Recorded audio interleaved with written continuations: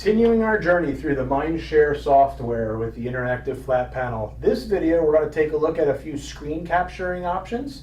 We're also going to take a look at how you can record in real time your entire lesson so that you can archive it in case you want to try and flip your classroom or push it out to students who might have been absent that day. So if we take a look at our opening menu when we open up the MyndShare application, all the way down you're going to see a section of icons called Capture Tools. So let's go ahead and click on the first one, which is a picture of a video camera. What this does is it brings up a window if you have a camera hooked up to your laptop computer, whether it's a webcam or if it's a camera that's already integrated in with your laptop. It brings up that camera. Now my Surface happens to have a camera in the back and the front. So you can see here that the default always goes to the Microsoft camera rear.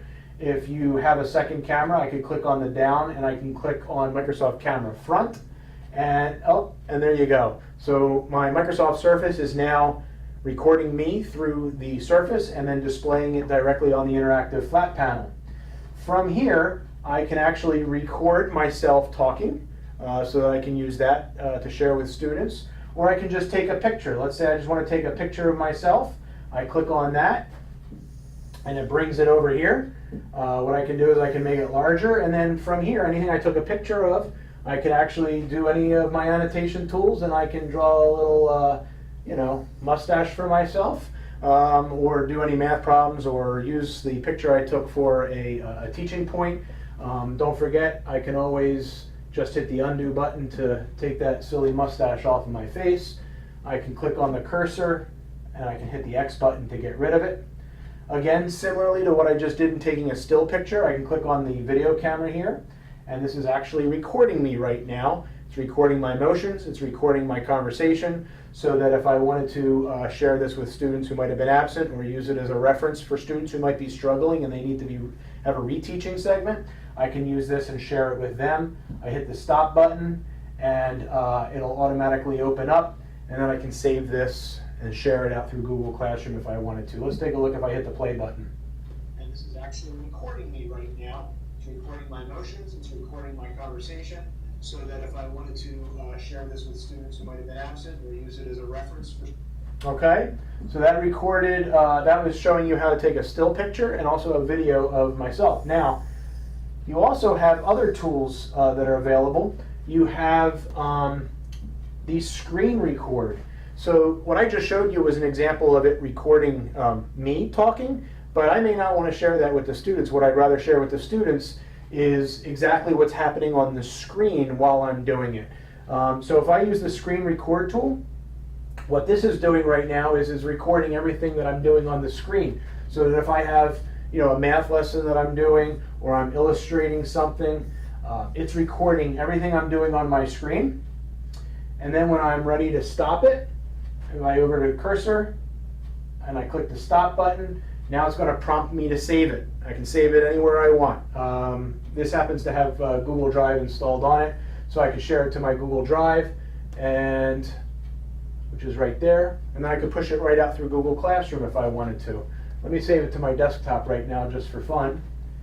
It's saving 44, 66, 89, 99%. I'll show you what that looks like. I'll hit the play button. What this is doing right now is recording everything that I'm doing on the screen. So it's recorded my audio, but it's recorded what I've done on the IFP screen. You can see it's doing it exactly the way I did it for the class. Great tool for kids who are absent, or for kids who might need that lesson taught a second time. You're really going to want to pay attention to that screen capture. That's a very powerful tool. So let's close that out. Let's see if I can get rid of this here. I'm using the capture tool, and then I'm going to drag it down to the trash can. What else do we have here? We have a icon that looks like a picture of a disc.